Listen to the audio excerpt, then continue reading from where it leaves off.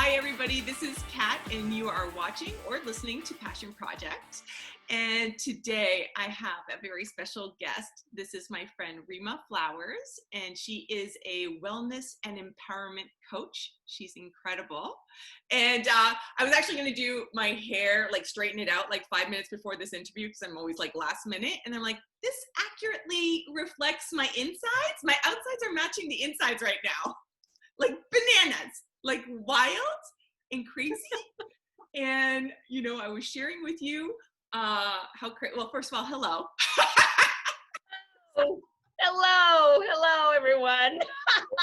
My show. Thank you to my crazy morning. This is our morning. Welcome to it. Thank you for sharing our morning with us. And yeah, it's this was perfect. Today was perfect. We tried to do a Facebook Live. It didn't quite work out, but we will get to do this again. And today this will go on Zoom and YouTube and Apple Podcast, Spotify, all of that. And I was sharing with Rhema that I was losing my mind because I'm trying to wrap up 2020 in 7 days and clear space for an incredible 2021 and everything I'm going to do in 2021 and make space so I can be present for my family for a couple of weeks and do all the Christmas shopping. And I don't know about you, Rhema, but I'm buying 2 of everything because I buy everything online and then I don't know if it's going to arrive on time. And then I go get the Plan B presents. So I'm buying double the amount of presents and I'm still running around and I'm still getting packages every day. Help me. Help me. And you created this beautiful phrase that I love so much because the first thing to go is self-care. And I love that you created this phrase, courageous self-care. So what is it? And how do I get me some of that? Oh my gosh, this is amazing. I love hearing how you're just like running around and making it happen, because that's what we do. We run around and we make it happen. And even as I heard you talking about you're buying 2 of everything and you're, what if this doesn't arrive and what if this happens? And, and I'm like, oh my gosh, I think that, I'd heard you the other day and I'm like, I stopped your message and I'm like, I'm going to call her right now. She needs help right away. And I was like, can I support you? And you were like, please, oh my gosh, please support me. And I think one of the first questions I asked you was how's your self-care? How are you pouring into yourself? What's that? Yeah, and you're like, So I coined that term, courageous self-care, because in times like this, and this pretty much, on a daily basis, really, how life is right now, it takes courage to say no to certain things in order to say yes to ourselves, especially if we feel like we're going to disappoint or we gave our word to over here, or we told her they always rely on us, or if we don't do it, then it's not going to get done. And, and all the stories that we make up in our head around, what gets to happen. And truly what gets to happen is what we get to create what's going to happen, and we get to create it in a way that serves everyone. And the more that we can pour into ourselves, so the more that we can say no to certain things in order to say yes to ourselves, that's the courageous part. And that's the self-care. And that's what's going to make all the difference in the world. Because when you are, and you specifically, but you in general, right? I'm talking to, the people that are listening, that are running family empires, that running businesses, that are taking care of aging parents, I got my brother's kids because, he's an essential worker. I've got, and we're doing just so much, and so many people are relying on us. And when we don't take care of ourselves first, when we don't pour into ourselves, it's a hotbed of resentment and, anger and being short with the people we love most, and, being bitter and feeling like, oh my God, why is it always me that they, and oh, look, they're not, I gotta do, and on top of that, I gotta do the laundry. Nobody even picked up anything. And And it's not that these feelings are not justified, but on the days that we are at the top of our game, Yeah. we don't give a, we don't care about that the laundry is not done. Yes. You know, we don't care like the little things are not done. We're like, because when you got your super suit on, you have rest, Oh, yeah. you feel good, True. you're So eating true. well, whatever it takes, whatever it looks like for you. Because I think courageous self-care, when we hear self-care, we think pedicures and bubble baths, right? Yeah. Courageous self-care is so beyond that. Yeah. It's so much more than that. And I mean, not that pedicures and bubble baths are not wonderful. And if that's something that you need, if you're listening to me and that's something that you need, by all means, stop your day and get that done. Yeah. But courageous self-care is saying, no, I'm not going to do it like that this time. Yes. Yeah. And I love when you were chatting with me, I was picturing, you're like, are you having fun? And are your kids having fun when you're like, raging and a maniac? And I was like, oh my God, I've turned into Chevy Chase and, Christmas Vacation, National Lampoon. I'm like, is everybody having fun? You will have fun. I mean, I can't even imagine like the kids are like, yay, holiday time, This is so much fun. So yeah, like I can totally relate to that. And it's so right. Like you get to take care of you first. And I love what you said about saying no. And that's something that really landed for me, especially around the holidays where we're just trying to please so many people and accommodate so many more people than you would in your day-to-day life. You want to see everybody that you possibly can, social distancing wise, phone calls, Zoom calls, whatever you get to do. So where do you start? You know what? And that's such a great question, because really you can start anywhere at any time. And like what I would coach people is start now. Like what is driving you crazy right now? Yeah. And start there. And then, great questions to ask. So normally we ask ourselves like, why is this always happening to me? Why do I do this to myself? And so I encourage you to ask like different questions, some more empowering questions, because when you put the questions out there, the answers are going to come. The universe, whatever you believe, the higher power, but the answers are going to come. So if you put a question out there, why am I so clumsy?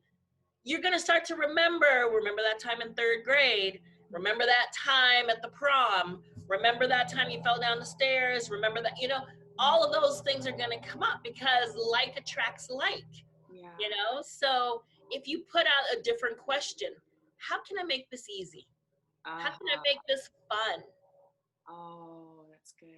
How can this be enjoyable? How can I reinvent this in a way that it serves everyone? It serves me, it serves everyone involved. Because again, when we're crazed and we're short and we're snapping and whatever, the people around us that we love the best, that we treasure, that we hold dear to us, they're the ones that pay the price. Yes. So that's another question, what price am I paying right now? Yeah. And then what are the prices that the people around me are paying? Yeah. Because, when we think about stress and anxiety, that's a big price that we pay. Our fight or flight response is it's on hyper alert right now through this 2020 year. So why put more on it? So like, what can I take off of my plate? Is a good question. And maybe, there's things that are on your plate that you can take off of your plate, and maybe it's a delegation, maybe it's a take off your plate altogether. Maybe it is, one thing I learned from my my business coach, she one of the things that she loves grocery shopping. Oh God. That's like her thing. She loves grocery shopping, and that was something she had to take off of her plate, and she had to put it on someone else's. But thankfully she put it on someone else's plate who loves grocery shopping. So then it's a win-win. That's another great question to ask. How can I create a win-win here? I love that. And like what's coming up for me is like, you know, I'm trying to do all the errands and then, you know, pick up the kids and everything. And what if I just made that fun? What if I just made it pizza night and they can put on a movie and like I don't have to be there and I can, you know, I can grow time. Yes. There is time because if I'm here and I'm stressing about all the stuff I didn't get to pick up today, then I'm no fun. Yeah. Yeah, and they don't, I mean, like, the kids are not like, yay, we want to spend time. I mean, like, they're not looking for that either. Yeah. You know, they're like, how can I get away? How can I go to my room? You know, and then they act out and then they get sent to their room, which is like, they're like winning because now I don't have to deal with you, you know, and not even that they articulate it or plan it, but that is what happens. Yeah. And everybody is in, you know, but I mean, they get sent to their room and then there's words and there's, you know, so we can avoid all of that. Yeah. By like, you know what, why don't we have, I'll order pizza. I've got to do some errands. What do you guys want me to order? Maybe it's Chinese. What would put a smile? I used to ask my kids that, what would put a smile on your face? Mm-hmm. You know, and maybe it's a movie, maybe it's this, maybe it's that, maybe you set up Zoom so they could Zoom with their friends and eat pizza and they, you know, share screen and watch a movie. So they're, you know, they're virtually watching the movie with their friends and their pizza, and you're doing your errands. You're, you know, out doing the things that make you happy. I'm an errand girl. I love that. I am an errand girl. I like running around. Like, the more you can give me, like, Rhema, you're going to need to go to like 10 different places. I light up. When I was married long ago, that was how my husband, he was into football. So like Sundays were like football all day. And I'm like, honey, you know, and I want to like talk and connect. And he's like, oh my God.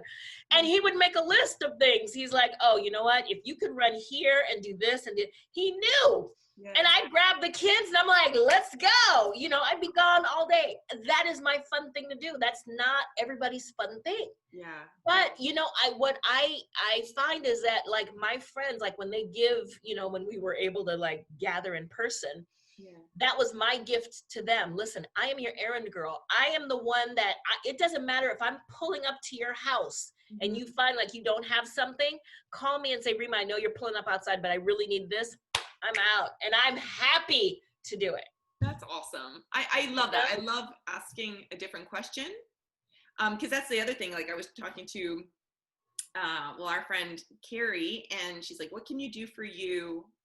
You know, what can you do so that you know, put the mask on you first? And it's like, well, you know what I can do is I could do like 5 sun salutations every morning. And that way I'm being good to my body. I'm getting grounded. I'm centering.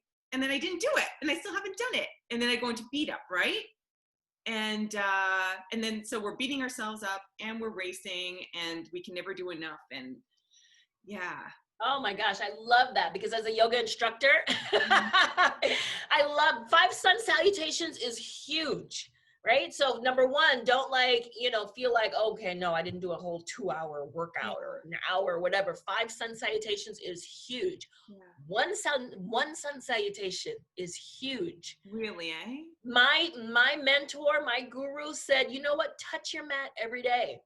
If that means that you get your mat out, and I've done this, and you roll your mat out and you stand on it and you take a breath and you roll that mat back up because that's your day. He's like, that is huge.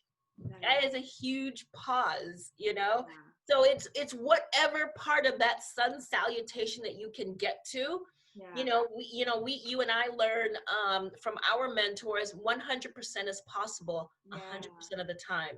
Yeah. And sometimes your 100% is I rolled my mat out, I stood on it, I took a breath, I rolled my mat back up, and I went on and did my thing. Yeah. That was 100% of what I was able to do today. Yeah.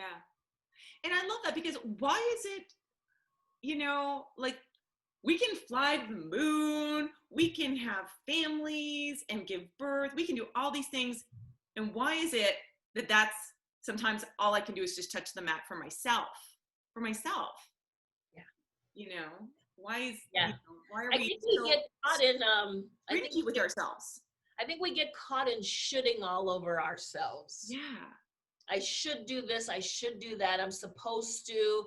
If we could take that one word out of our vocabulary, we could step into empowerment. What if there is no should? What if your Christmas, your holiday, whatever you celebrate doesn't have to look like this? What if you get together, and this is the perfect year for this, because this is the year that everything got turned upside down.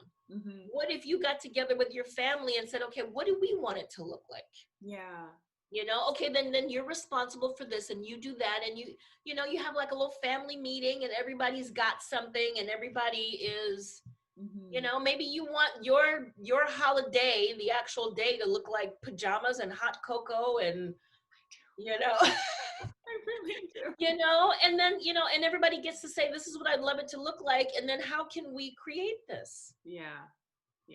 How can we create this so this is a win-win for everyone? Because maybe okay, well, there's not as many gatherings, but there's some people that are still getting together. Maybe it is I know that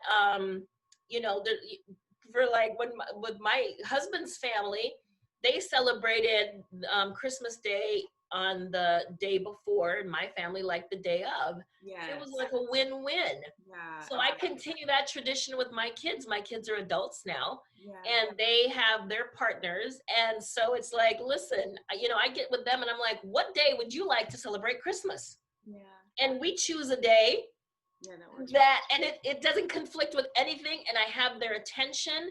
I have everything. I don't have them oh no, because we got to go here, and we can only stay an hour, and then and we already ate here, so we're not going to eat here.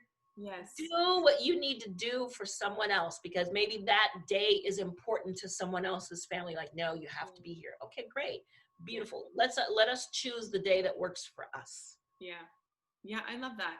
Yeah, asking the right question, and no shoulda, wouldas, and beat up, and make it fun. Fun. We get beat up by the world in so many other ways. I mean, we don't need to add on to that, and we get to, there's certain things we can, what if you let go of it? There's sometimes maybe you're the person that's holding on to, no, it has to be Christmas Day that everybody gets together. Yeah. What if you let it go? What if it wasn't? That's another good question to ask. Yeah. I'm loving the whole question asking thing. It's just a totally different frame of mind. This be curious. Yeah. Possibility frame of mind. Because your brain, we as humans, this is how we operate. We put questions out there, we look for answers, and answers come towards us. Yeah. So if we put the questions out there, how can I? Yeah. And actually I learned that the original way I learned that was a sales technique. Oh. It was well, how can, you don't say, well, I can't afford it. You ask yourself, well, how can I afford this? That's good. How can I bring this into, so that's how I first learned that technique, and then brought it into, my coaching and empowerment and things like that. But yeah, how can I do this? Because it's not about, it's like that adage. It's I want to go to the beach. It is raining. So if we put the word but in there, I want to go to the beach, but it's raining. You're already defeated. Yeah. I want to go to the beach and it's raining. Opens up possibilities. Oh, but you know what? There's an outdoor place that we can sit, but you know what? We could do this, or actually we could go to this beach, or we could do, it opens up to different possibilities just by shifting the way that we perceive it. I mean, it's is it Wayne Dyer that says, when we change the way we look at things, the things that we look at change. Oh, I love that. And which brings me to your journey, because this podcast is all about, I wanted to talk about courageous self-care, because I feel like the people making things happen. Wait, are you frozen or are you thinking? Throw self-care out the window. And it's a podcast all about making things happen. And you come from corporate, and you did a complete pivot. And I feel like you followed your passion. So tell me a little bit about your journey into coaching. Oh my gosh, yes. I was in corporate. I have like, I don't know, probably close to 30 years in corporate. I was marketing director, and so sales and marketing is my background. Actually, marketing and advertising. I used to work for advertising agencies, and marketing and advertising specifically are just very strenuous industries, because you're really as good as the sale was yesterday.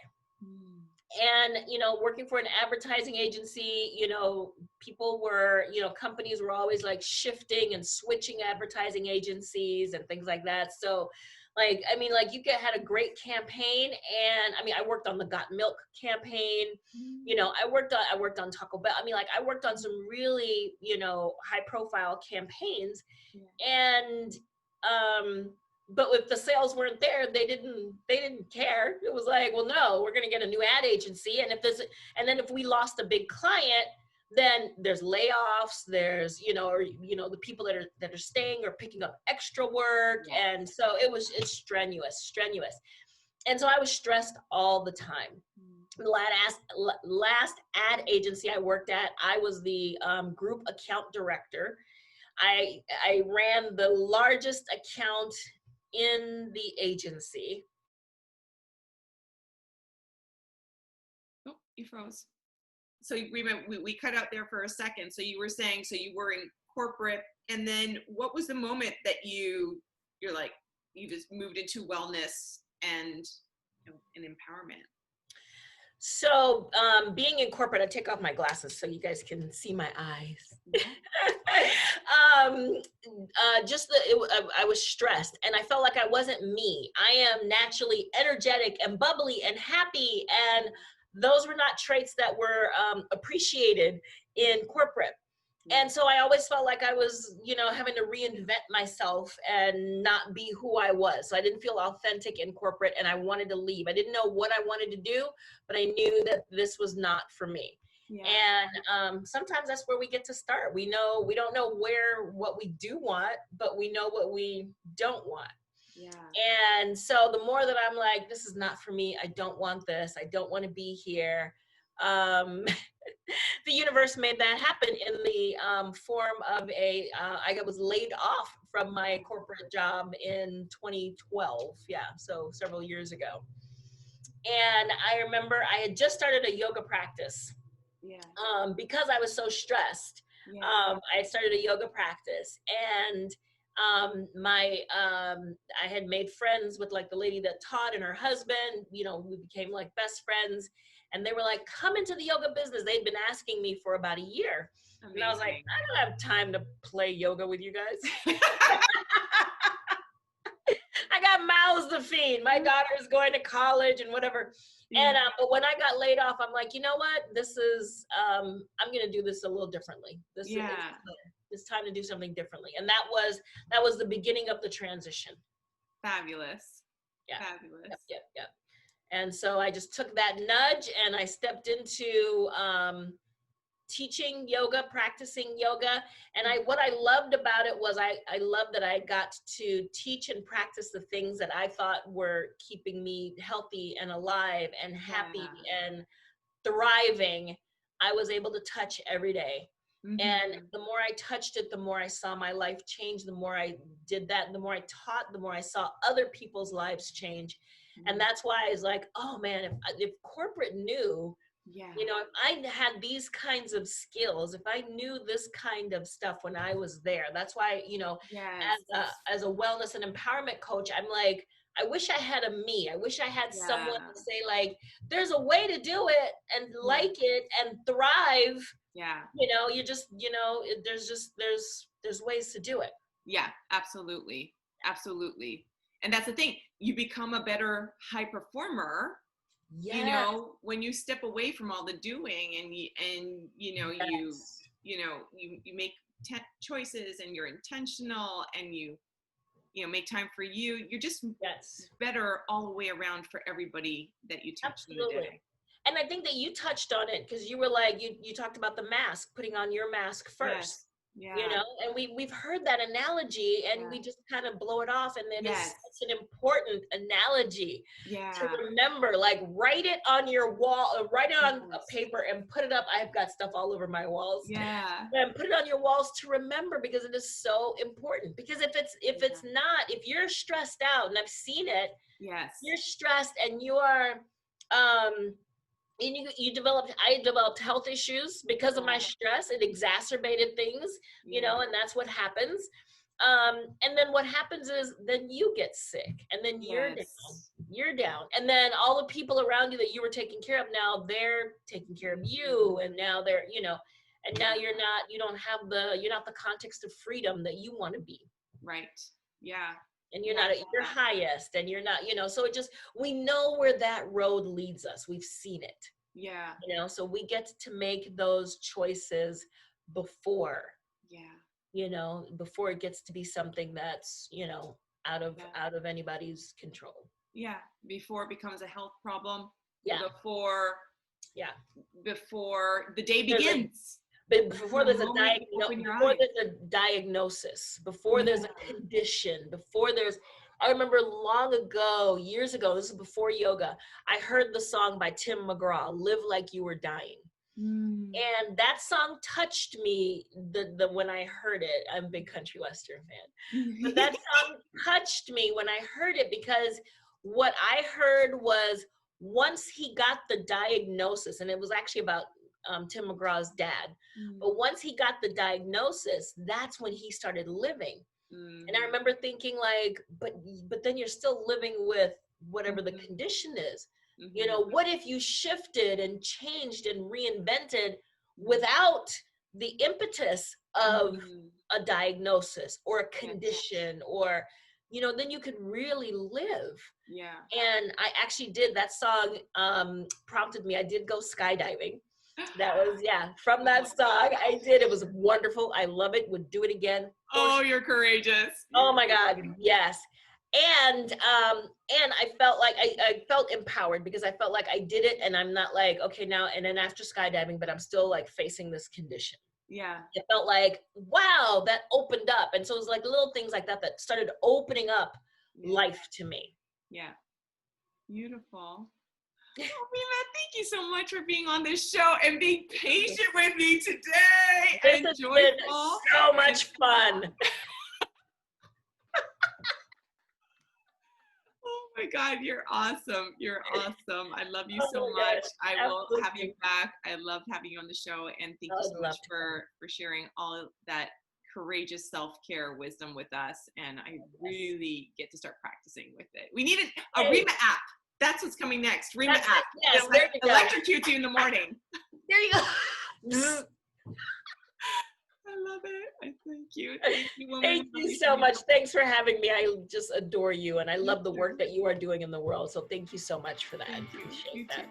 Thank you. Have a great day. Thanks, you too. Bye.